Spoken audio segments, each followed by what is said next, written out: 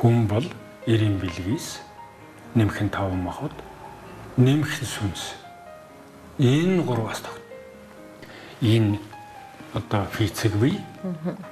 Энэний дээр агуу их тал хүртэл хувийн эзэлсэн энерги бий. Хоёр биеэс бүтэж байна. Тэр агуу их энерги бий. Энэ бие тодорхойлно. Өөрчлөгдөж байна. Хорвоо өөрчлөгдөж байна.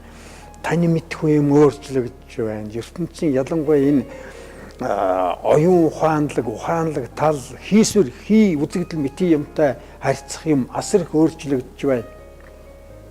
Би сүнс байна гэдэгт бол итгэдэг. Сүнс байна. Сүнсний тухайн шинжлэх ухаанд бол итгэдэг. Шашинд бол итгэдэг. Шашны тухайн шинжлэх ухаанд итгэдэг.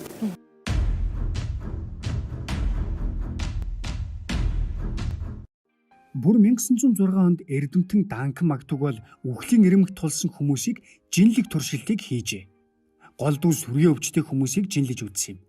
Гэтэл хүн амь тавих хоромд жин яг 21 грамаар хорогдож байв. Өөрөөр хэлбэл сүнс яг 21 грамм жинтэй гэсэн үг. Янз бүрийн эсэлдэх үйл явцын үр дүн байх гэж эргэлзэх хүмүүс мэдээж зөндөө гарсан. Гэвч орчин цагийн багж хэрэгслийн тусламжтайгаар Данканы туршил үнэн болохыг нь баталж чадсан юм.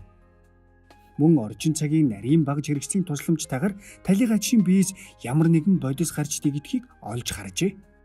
Орсын эрдэмтэн Константин Коротков талигачийн биеийн гаднах гэрлэн бүрхүүлийн зургийг авах сонирхолтой туршилтыг хийснээр хүн нас барсны дараа гэрлэн бүрхүүл алгуур салж байгааг тогтоожээ. Гэрлэн бүрхүүл агаарт дэгдэж харин бие махбод амьгүй эдмэт болж хоцров. Өөрөөр хэлбэл сүнс бие махбодыг орхин гардаг нь батлагдав. Тэгвэл Оросын өөр нэг эрдэмтэн Барнаул хотын Павел Госков сүнс болгон яг хурууны хээшиг дахин давтагдахгүй ондоо болохыг баталжээ. Тэр хэлэхдээ хүн бүр сүнстэй гэж шашин үздэг. Гэхдээ урд нь сүнсийг тоног төхөөрөмжийн тусламжтай тэмтэрч үзсэн тохиолдол хаанч байхгүй.